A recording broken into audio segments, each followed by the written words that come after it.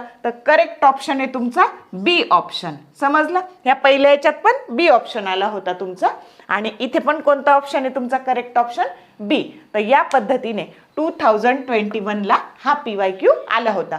म्हणजे सगळ्याचं एकच गोष्ट आहे की तुम्ही आत्ता मी जे NCERTचं पुस्तक सांगितलं तर त्या पेज नंबरचे सगळे डायमेन्शन जर तुम्ही चांगले केले तर तुम्हाला हे 16 किंवा 3 क्वेश्चन आले तर 12 मार्क इझिली मिळून जातील. तर आता आपण पुढचे MCQ बघू.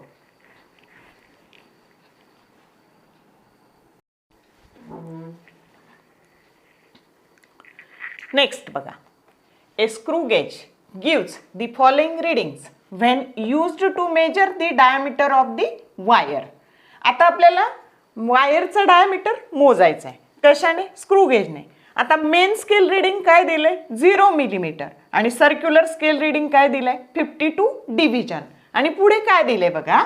तर given that 1 millimeter on main scale that corresponds to 100 divisions on the circular scale, the diameter of the wire from the above. ह्या सगळ्यावरून आपल्याला काय शोधायचं आहे?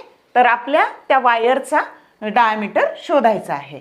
मग आता हे 4 ऑप्शन दिलेले आहेत आणि MCQ कधी आलाय? तर नीट 2021ला आलाय. मग आता आपला लिस्ट काउंट, आधी आपल्याला लिस्ट काउंट काढावा लागतो कारण आपण डायमीटर जर मोजायचं असेल टोटल रीडिंग काय असतं आपलं? Main scale reading plus circular scale reading into list count. आणि मग आपल्याला म्हणजे आधी आपल्याला लिस्ट काउंट शोधावा लागेल. मग लिस्ट काउंट काय असतो? Pitch divided by N. N म्हणजे total number of division on circular scale. मग आता इथं पिच काय येईल बघा तुमचा? 1 मिलीमीटर. म्हणजे एका डिव्हिजनची किंमत, तुम्ही एक रोटेशन दिलं की एक घर पुढे जातं मेन स्केलवरचं आणि त्याला पिच आपण म्हणतो. मग पिच किती आहे त्याचा 1 मिलीमीटर आणि total number of division on circular scale किती दिलेले आहेत तर 100 दिलेले आहेत. आणि म्हणून मग आता हे 100 division 1 divided by 100 that is nothing but 0.01 millimetre, हा त्याचा लिस्ट काउंट आहे.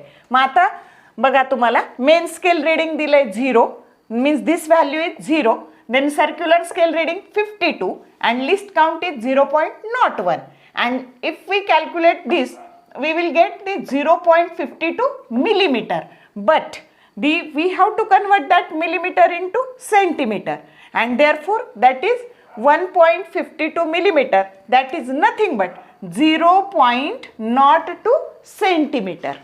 इथं बघा तर याला तुम्हाला माहिती आहे 1 millimetre that is equal to 10 raised to minus 1 centimeter or that is nothing but 0.1 centimeter. Okay, and therefore we have to convert this millimeter into centimeter, and if we multiply this 0.052 with the help of 0.1 it will get the 0.052 centimeter, and 0.052 centimeter that is the correct option, and that is option A. And therefore diameter of that wire by using the screw gauge that is 0.052 centimeter, by using these two reading and this given data, correct answer is option A. Understood? Next, if force F, acceleration A and time t are chosen as a fundamental physical quantities, find the dimension of energy. बघा ह्या ज्या काही आहे तर fundamental physical quantity आपण generally घेत असतो length mass time, पण त्यांनी काय घ्यायला लावल्या फोर्स ॲसिलरेशन आणि टाइम, आणि आपल्याला एनर्जीचे डायमेन्शन शोधायला लावलेत. आणि हा कधी आलेला आहे तर नीट 2021 ला विचारला गेलेला आहे आणि हे 4 ऑप्शन्स दिलेले आहेत. मग आता एनर्जी ई बरोबर आता आपल्याला पॉवर शोधायची आहे आणि म्हणून LMT च्या ऐवजी आपण काय घेतलं एफ फोर्स ॲसिलरेशन आणि टाइम घेतलं आणि त्याच्या पॉवरला आपण अल्फा बीटा आणि गॅमा घेतलं. मग आता इथं एनर्जीचे डायमेन्शन्स लिहिले आपण m⁻⁴, l⁻², t⁻⁻², आणि मग हे फोर्सचे डायमेन्शन लिहिले m⁻⁴, l⁻⁴, t⁻⁻², raise to alpha. ॲसिलरेशनचे dimension l⁻⁴, t⁻⁻², raise to beta, आणि टाइमचे डायमेन्शन t⁻⁴. मग आता याला जर आपण सॉल्व केलं तर हे आपलं येणार आहे बघा m⁻⁴, l⁻⁴ plus beta, t⁻⁻² -2 beta plus gamma, आणि इकडचे आणि इकडचे पॉवर जर आपण कंपेअर केली तर इथे येणार आहे बघा alpha that is equal to 1. Second step येणार आहे alpha plus beta that is equal to 2. मग if we substitute alpha that is equal to 1 we will get 1 plus beta that is equal to 2 and therefore beta that is equal to 1. म्हणजे अल्फाची value 1 मिळाली, बीटाची value पण 1 मिळाली. मग आता बघा हे third equation -2 alpha -2 beta plus gamma that is equal to -2. आणि आता अल्फा आणि बीटाची व्हॅल्यू 1 1 जर सबस्टिट्यूट केली तर आपल्याला मिळेल बघा -2 -2 it becomes -4 plus gamma that is equal to -2, आणि मग टोटल आलं alpha that is equal to 2. आणि म्हणून आता इथे सबस्टिट्यूट करा alpha that is equal to 1 means f⁻⁴. Okay बघा इथे टाकू आपण f⁻⁴. देन a⁻, बीटाची व्हॅल्यू पण 1 आणि गॅमाची व्हॅल्यू t⁻, ही आली 1 आणि t⁻². मग आता बघा कोणता ऑप्शन आहे तुमचा f⁻⁴, a⁻1 आणि t⁻². हा कोणता ऑप्शन आहे तर option C, and therefore option C that is the correct option. And in this manner we can solve this MCQ. Okay next.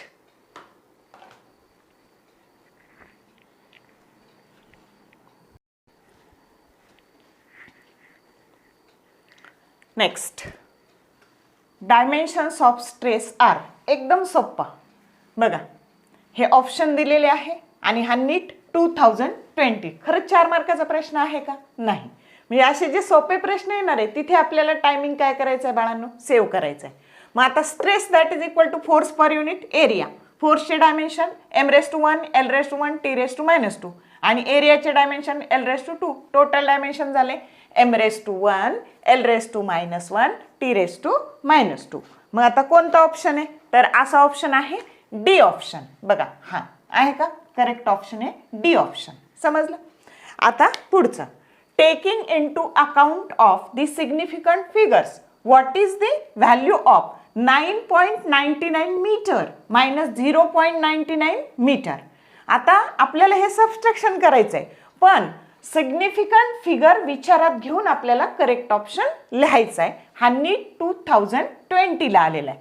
मग आता आपण सबट्रॅक्शन केलं, 9.99 मीटर मायनस 0.0099, तर टोटल आन्सर येतं बघा 9.9801 मीटर. पण आपल्याला माहिती आहे की आपण करेक्ट 3 सिग्निफिकंट फिगर पर्यंत घेतो, आणि म्हणून तर list number of significant figure is 3 and hence required answer will be 9.98 metre. समजलं? बघा बी ऑप्शन करेक्ट ऑप्शन हा बी. नेक्स्ट, अतिशय सोपं, म्हणजे खरंच 4 मार्काचे हे नाही आहेत बघा. तर आता बघा, a screw gauge has list count 0.01 millimetre and there are 50 division in it circular scale. आता तुम्हाला त्याचा लिस्ट काउंट दिलेला आहे आणि सर्क्युलर स्केलवर किती डिव्हिजन दिलेलं आहे? 50 डिव्हिजन दिलेलं आहे. मग आपल्याला काय काढायचं आहे? The pitch of the screw gauge is. आता त्या स्क्रू गेजचं पिच काढायचं आहे. आता ॲक्च्युअल आपल्या लिस्ट काउंटचा फॉर्म्युला काय असतो? Pitch divided by total number of division on circular scale. आणि म्हणून पिच बरोबर काय झालं? List count into total number of division on circular scale. आता लिस्ट काउंट दिलाय, किती दिलाय लिस्ट काउंट? 0.01 मिलीमीटर आणि टोटल नंबर ऑफ डिव्हिजन ह्या 50 दिल्या. मग आता याचं मल्टिप्लिकेशन केलं तर 0.5 मिलीमीटर, आणि म्हणून पिच काय झाला? 0.5 मिलीमीटर. आणि म्हणून करेक्ट ऑप्शन कोणता आहे? Option C. ओके, आता हा पण नीट 2020 ला आलेला आहे. आता बघा, दी SI unit of thermal conductivity is. एकदम सोपं, हे सगळे ऑप्शन्स दिलेले आहेत. आता आपल्याला काय माहिती आहे? आपण थर्मल प्रॉपर्टीज ऑफ मॅटर मध्ये शिकलो की असा हा जो कंडक्टर असतो, तर या पद्धतीने हा जो कंडक्टर आहे, तर त्याचा ए हा एरिया ऑफ क्रॉस सेक्शन आहे, आणि इथं T1 आणि T2 आणि Q ही त्याच्यातून कंडक्ट होणारी हीट आहे. मग आता ही जी काही हीट आहे, कंडक्ट होणारी हीट, ही त्याच्या एरियाच्या डायरेक्ट प्रपोर्शनमध्ये बदलते. टेम्परेचर ग्रेडियंट म्हणजे हे डेल्टा टी आणि हे अंतर आहे बघा डेल्टा एक्स. मग किती अंतरात किती टेम्परेचर बदललं त्याला आपण म्हणतो टेम्परेचर ग्रेडियंट. आणि ही जी हीट आहे, कंडक्ट होणारी हीट, ही टेम्परेचर ग्रेडियंटच्या पण डायरेक्ट प्रपोर्शनमध्ये बदलते. आणि ही हीट किती वेळा करता कंडक्ट झाली? टी इतक्या वेळा करता, तर त्याच्या पण ती डायरेक्ट प्रपोर्शनमध्ये बदलते. आणि म्हणून Q that is directly proportional to area of cross section, temperature gradient and time for which heat flows. Now to remove this proportionality sign, we have to put constant, and that constant K, that is called coefficient of thermal conductivity. आणि आपल्याला त्याचं SI unit घ्यायचं. मग आता K बरोबर काय झालं? Q divided by A into delta T by delta x divided by T. आता Qचं SI युनिट असतं जूल, हीट असल्यामुळं, एरियाचं मीटर स्क्वेअर, त्याच्यानंतर टेम्परेचरचं केल्विन, हे डिस्टन्स आहे म्हणून मीटर, आणि टाइमचं काय झालं तुमचं? सेकंद. आता हे मीटर स्क्वेअर आणि मीटर, एक मीटर काय झाले? कॅन्सल झाले, आणि joule per metre per kelvin per सेकंद, आणि जूल पर सेकंदलाच आपण काय म्हणतो? वॅट. आणि therefore watt divided by metre per kelvin. आणि म्हणून हे जर वर लिहिलं आपण तर हे येईल बघा watt metre inverse kelvin inverse, and therefore correct option is D. And in this manner we studied the PYQ from 2022 to 2019. बघा, या पद्धतीने आपण ह्या 4 वर्षाचे जे काही PYQ आहे त्याचा डिटेल स्टडी केला, म्हणजे तुम्हाला फॉर्मॅट लक्षात यावं आणि चॅप्टर सोपं आहे, कमी कष्टात तुम्हाला चांगले मार्क मिळावे म्हणून मी हा प्रयत्न केलेला आहे. याचा पार्ट सेकंड म्हणजे उरलेले जे काही आहेत ते परत अपलोड करील. या पार्ट फर्स्टमध्ये निदान मला एवढंच सांगायचं आहे की हा सोपा चॅप्टर तुम्ही ऑप्शनला टाकू नका. तुम्हाला पर्याय दिलेला आहे की NCERTच्या पुस्तकाच्या मागे जे सगळे डायमेन्शन्स आहे त्यातले सोपे सोपे डायमेन्शन्स करून टाका. एकाचा दुसऱ्याशी रेशो विचारतात, त्याच्यानंतर हे स्क्रू गजचं फॉर्मॅट आहे, याच्यावर प्रश्न येतो, तर याचं नीट समजून घ्या. तुम्ही एक्सपेरिमेंट केलेला 11वीला, तर त्याच्यावरचं फॉर्मॅट समजून घ्या आणि हे सोपे सोपे MCQ तुमचे खूप कमी वेळात सोडवून होणार आहे, तर त्याला तुम्ही ऑप्शनला टाकू नका. ही क्रुशियल वेळ आहे आणि कमी कष्टात जास्त अभ्यास करून चांगले मार्क पदरात घेण्याची ही वेळ आहे आणि त्याच्यामुळं सिरियसली अभ्यास करा. तुम्हाला जर हा व्हिडिओ आवडला असेल तर त्याला लाईक करा, कमेंट टाका, तुमच्या मित्रमैत्रिणींना शेअर करा, त्यांचा पण फायदा होईल. आणि तसंच तुम्हाला जर तुम्ही बेल आयकॉन प्रेस केलं तर येणाऱ्या व्हिडिओचे नोटिफिकेशन्स तुम्हाला मिळत जातील. चॅनलला सबस्क्राईब करा आणि तुम्हाला अभ्यासासाठी all the best. Thank you for watching this whole video.